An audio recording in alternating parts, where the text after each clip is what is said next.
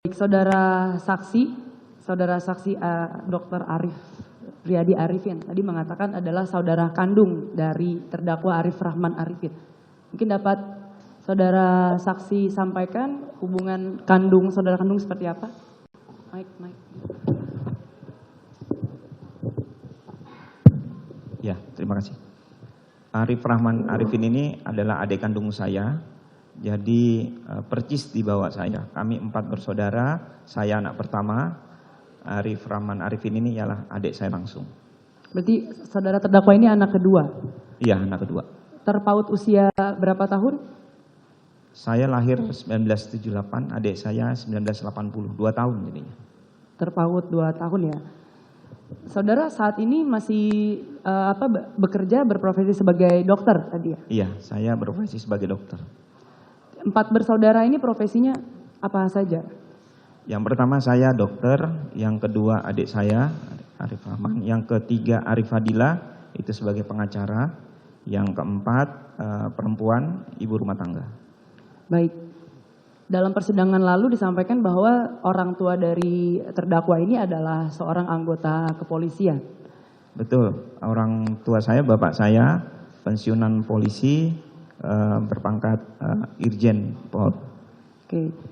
Kemudian apakah saudara saksi bisa bercerita sedikit tentang pola pendidikan dan masa kecil, pola asuh lah, bagaimana sih seorang purnawirawan polisi ini mengasuh? Tadi anaknya berarti laki-laki 3 ya? Laki-laki 3, okay. Perempuan 1. Perempuan 1. Bagaimana beliau mendidik dan pola asuh? Iya, yang paling dekat memang saya dengan adik saya ini yang paling dekat hubungan keluarganya. Dalam pola asuhnya pun juga paling mirip sebenarnya. Jadi kami memang diasuh dengan keteraturan hidup, di mana secara diatur detail hidup kami, dikelola, kemudian dituntut untuk patuh tentunya pada orang tua sebagaimana agama kami meyakininya. Baik, berarti ada 2 nilai, agama dan kepatuhan. Apakah kepatuhan di sini dimaksud kepatuhan dalam kemiliteran atau kepolisian? Apakah begitu lekat pola pendidikan itu? Jadi dalam kami dididik, memang orang tua itu sebagai simbol nomor 1 di dunia ini yang harus kita patuhi. Simbol nomor 1 di dunia ini setelah Tuhan berarti? Iya, setelah Tuhan. Makanya di dunia ini yang kita harus patuhi pasti orang tua. Jadi orang tua mengarahkan kita apa, maka kita harus mempercayai dan mengikutinya. Karena kita meyakini bahwa orang tua tidak mungkin mengajarkan sesuatu yang salah atau menginginkan sesuatu yang salah untuk anaknya. Oke, baik. Pada saat saudara lahir, orang tua saudara saksi bertugas di mana? Orang tua saya saat itu bertugas di Akpol di Sukabumi. Waktu itu sebagai, seingat saya sih jabatannya, kalau nggak salah pembina taruna ya waktu itu. Oke, berarti sebagai pendidik ya? Pendidik. Pada saat saudara terdakwa ini lahir, bertugas di mana? Sudah di Jakarta waktu itu. Oke, berarti dengan latar belakang sebagai pendidik. Dan tadi saudara saksi katakan harus teratur. Bagaimana spesifik, apakah budaya kepolisian atau budaya militer itu diimplementasikan dengan kekerasan, maksud di sini disiplin fisik, atau lebih ke psikis, atau seperti apa? Beliau mendidik kami dengan tegas. Jadi kalau kami makan, kami harus duduk bersama. Kemudian anak-anak harus ada dulu, baru kemudian orang tua yang datang. Itu bentuk menghormati kami. Kemudian dalam keseharian kami, kalau pola berpakaian kami, ya rapi, baju dimasukkan, lurus, celana tuh garisnya lurus, rambut juga tertata rapi, seperti hal-hal begitulah. Ya memang. Jadi seperti mengimplementasikan aturan-aturan di kepolisian dalam keluarga ya? Iya, hampir mirip sebenarnya. Dan seingat kami memang kami diarahkan, berdua ini diarahkan kalau bisa menggantikan orang tua mengikuti jejaknya. Kalau bisa menggantikan orang tua mengikuti jejaknya, maksudnya menjadi polisi? Menjadi polisi. Kenapa bukan saudara saksi yang menjadi polisi? Waktu itu saya SMP menggunakan kacamata. Karena keterbatasan fisik? Iya, jadi saya ada keterbatasan fisik yang paling memungkinkan akhirnya jatuh pada adik saya ini. Apakah menjadi polisi itu adalah suatu paksaan atau keharusan atau kewajiban atau keinginan dari terdakwa? Kalau dikatakan keterpaksaan, memang didorong, iya. Dan tapi orang tua juga tetap melihat, menilai adakah keinginan atau tidak. Hal itu dibuktikan dulu dengan dilihat dulu waktu itu adik saya ini ketika mau masuk Taruna itu seperti apa yang dilakukannya gitu. Dan orang tua melihat dulu, kalau dilihat waktu itu serius, sungguh-sungguh dengan doa dan upaya, baru orang tua itu mendorong lebih lanjut lagi. Jadi saudara terdakwa saat itu menurut saudara saksi cukup serius untuk mendaftar? Bukan cukup serius, bahkan sangat serius sekali pada saat itu. Jadi SMP ini kalau dilihat sekarang kan sudah langsing, kalau dulu tidak. Jadi SMP itu SMP kalau nggak salah agak sedikit ini, kemudian masuk SMA itu betul-betul olahraga, berpuasa, sampai turun betul badannya. Oke, baik. Kemudian tadi saudara saksi sampaikan pekerjaan saudara saksi dokter, kemudian yang nomor 2 polisi, yang nomor 3 pengacara. Ini apakah untuk pemilihan profesi itu juga ditentukan oleh orang tua? Orang tua tidak menentukan pada saya waktu itu, karena saya jelas tidak bisa masuk, maka sepertinya yang penting bisa memberi manfaat pada orang banyak. Oke, berarti nilai agama juga ditanamkan. Iya. Kemudian ketika saudara tadi mengatakan orang tua banyak berperan dalam pengambilan keputusan dalam keluarga, itu apakah juga dalam berteman, mungkin relasi pribadi, bagaimana saudara mendeskripsikan? Ya, orang tua kami memang sangat menjaga kami dengan nilai-nilai, dan pada saat itu kalau kami berteman pasti akan ditanya siapa temannya, bermain dengan siapa orang tuanya, latar belakangnya seperti apa, itu memang ditanyakan. Bahkan dalam kami pergi bermain pun pada saat itu memang belum ada HP dan lain-lain. Jadi kalau kita sudah berjanji akan pergi ke suatu tempat A sampai dengan jam sekian, maka harus ditepati, jam segitu kami harus kembali. Berarti disiplin, teratur, kemudian sesuai dengan prosedur yang diterapkan. Saya melihat seperti di dalam keluarga ini ada birokrasi ya, antara kakak, ayah, adik. Sebenarnya dikatakan birokrasi penuh bukan, tapi merupakan seperti bentuk jenjang, bahwa ada kewenangan, ada fungsi masing-masing dari setiap anggota keluarga tersebut yang harus dipenuhi. Dalam arti tanggung jawabnya tentu berbeda, seorang anak pertama dengan anak kedua pasti berbeda. Seorang anak pertama, apa fungsi dan tanggung jawabnya dalam keluarga saksi? Saya kalau dikatakan waktu itu diajarkan anak pertama itu tugasnya menjaga adik-adiknya, membimbing, melindungi. Kalau tidak ada orang tua maka kakak pertama lah yang bertugas sebagai pengganti orang tua. Apakah ada cerita mungkin yang spesifik yang diingat saudara saksi untuk menggambarkan kewajiban saudara saksi untuk menjaga adik-adik? Saya ingat waktu adik saya ini mau masuk Akpol, di mana waktu itu bapak saya, ingat saya sih sempat bilang, coba lihat adikmu, awasi, dibantu latihannya. Jadi saya ya menemani lari, kemudian latihan fisik. Jadi yang ditanya waktu itu progresnya bukan adik saya, tapi saya yang ditanya progresnya oleh orang tua saya. Oke. Dalam hal misalnya ada hubungan pribadinya pun, orang tua nanya dulu ke saya, kamu sudah ngomong belum sama adikmu? Penilaianmu tentang yang diajukan oleh adikmu seperti apa? Itu ditanya dulu pada saya. Jadi memang ini meskipun tidak diatur dalam suatu aturan, tapi memang seorang kakak tertua ini berfungsi sebagai atasan di dalam keluarga. Prinsipnya harus melindungi dan mengayomi. Melindungi dan mengayomi, itu yang ditanamkan. Kemudian ketika menghadapi konflik, bagaimana keluarga saudara saksi, relasi hubungan kakak adik untuk menyelesaikan konflik ini? Konflik antara saudara. Maksudnya konflik antar saudara? Antar adik kakak. Saya berkonflik dengan adik saya ini malah terakhir rasanya ketika masih kanak-kanak ya. Belum akil balik, terakhir kami berkonflik. Setelah itu alhamdulillah bisa nggak berkonflik ya? Iya mungkin, jadi bapak saya itu dulu ingat kalau saya bertengkar sama adik saya yang masih kecil sama-sama, kami tuh diberitahu bahwa seorang kakak itu seperti tadi saya sebutkan, seorang adik pun sebenarnya tidak boleh melawan kakak sekalipun dia benar, tapi memberitahu dan bersikapnya harus dengan cara yang baik, karena kakak itu tetap lebih punya otoritas.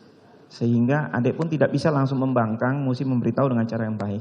Prinsipnya kalau kami sampai bertengkar, terjadi fisik, maka yang disalahkan tetap dua-duanya. Sehingga pada akhirnya kami setelah dewasa beranjak, ya sudah kita lebih saling mengerti, menghargai, dan lebih paham masing-masing sifatnya. Oke, jadi seingat saudara saksi, adik saudara saksi ini tidak pernah melawan atau bagaimana? Hampir tidak pernah melawan. Seingat saya melawan kepada saya itu terakhir bertengkar fisik ya ketika... Kalau ayah, melawan kepada ayah? Hampir sama sekali tidak. Adik saya melawan, kalaupun diberitahu cenderung hanya diam. Atau ada hal yang tidak cocok pun dia tidak akan ungkapkan kepada ayahnya, cenderung diam. Bagaimana dengan adik saudara yang nomor 3? Tadi ada 3 bersaudara ya. Apakah ini sama terjadi atau berbeda? Tidak. Adik saya yang ketiga akan berargumen. Akan berargumen. Kalau adik saya yang ini, Arif Rahman ini, AR, tidak. Dia tidak akan berargumen, cenderung hanya diam, berusaha menerima dan mencerna, walaupun belum tentu pada saat itu dia suka dengan hal tersebut. Oke, curhat. Adik kakak ini pernah ada curhat gak? Komunikasi, bagaimana kalian berkomunikasi? Karena saya dari tadi hanya mendengar cerita tentang birokrasi, saling menjaga, komunikasi seperti apa? Komunikasi kami, ya masa anak-anak kami itu tidak seperti hal layaknya biasa saja. Tidak ada suatu hal yang terlalu berat pun tidak ada. Kalaupun komunikasi ya kadang dia cerita sama saya hal-hal pribadi. Nah karena setelah tamat SMA kan dia sudah masuk taruna. Otomatis juga pembicaraan-pembicaraan berat itu sudah berbeda ya pasti. Sepengetahuan saudara saksi, bagaimana saudara terdakwa ini memaknai makna orang tua, kemudian atasan, karena kan kemudian setelah lolos taruna pasti ada wejangan-wejangan dari orang tua. Gitu. Jadi di kami itu ditanamkan, terutama kami berdua ini, memang diarahkannya waktu itu masuk ke dalam struktur pemerintahan. Adik saya ke polisi, terus kemudian di polisi memang di kami sudah diajarkan bahwa rumah kedua itu ialah tempat kita bekerja. Atasan itu ialah orang tua kita. Tidak mungkin seorang menjadi atasan atau orang tua kita di suatu lembaga negara. Karena memang diinginkannya kita semua itu masuk di lembaga negara. Yang namanya pejabat atau siapapun yang menduduki posisi tertentu itu dianggap sudah memiliki integritas. Sudah dipilih oleh seperti negara. Helikopter view gitu maksudnya atau bagaimana? Jadi menganggap atasan itu pasti helicopter view. Sama halnya ketika kami diberikan sesuatu perintah atau arahan dari orang tua. Kadang dibilang kamu gak usah banyak nanya dulu gitu. Lakuin apa yang papa suruh dulu gitu. Jangan nanya dulu.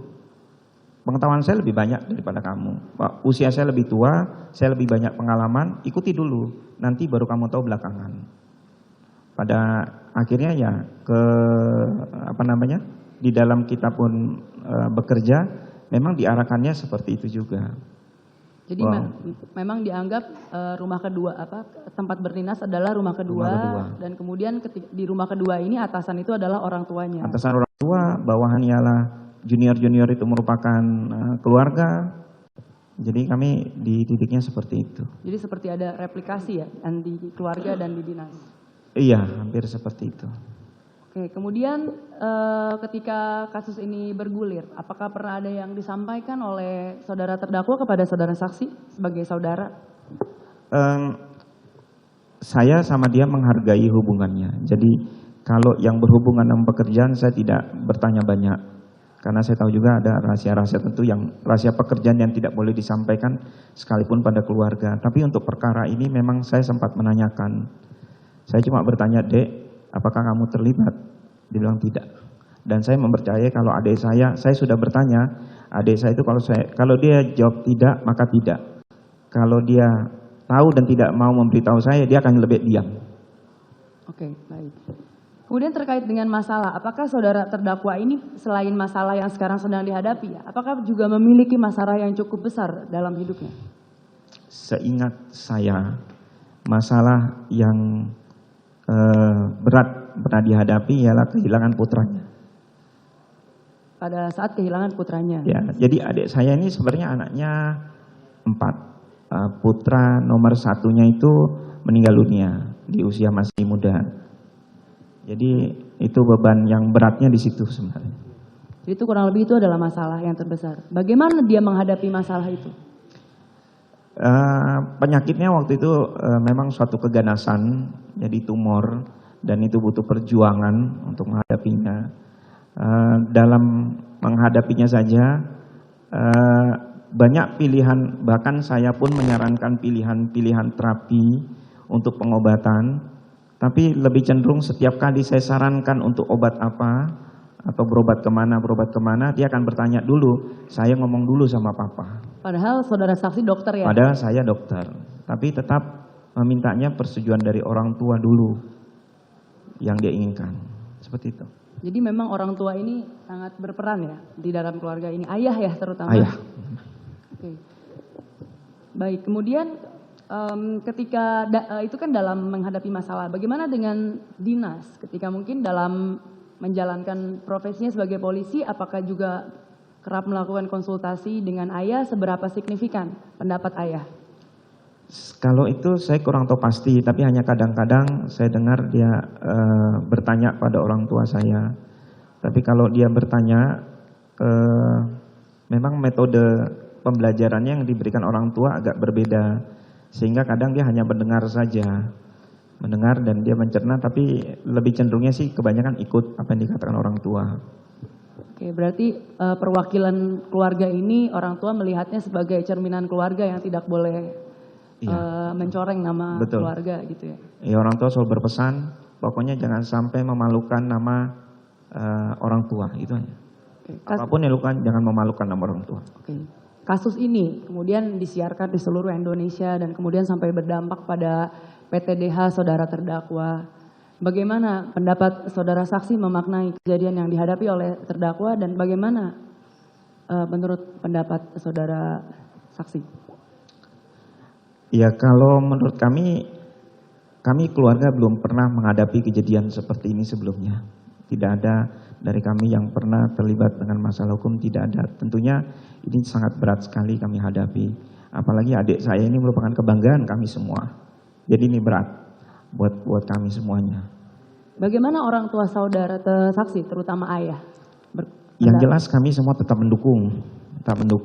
Dan ayah saya berpesan pada adik saya, buka semua, kalau memang kamu dijerumuskan atau kamu dibohongi, maka lawan, tidak perlu takut itu. Oke, berarti memang setelah mendapat perintah lawan baru dia melawan, kurang Iya, lebih gitu ya? setelah dia mendapat perintah lawan, baru dia membuka diri untuk melawan. Baik.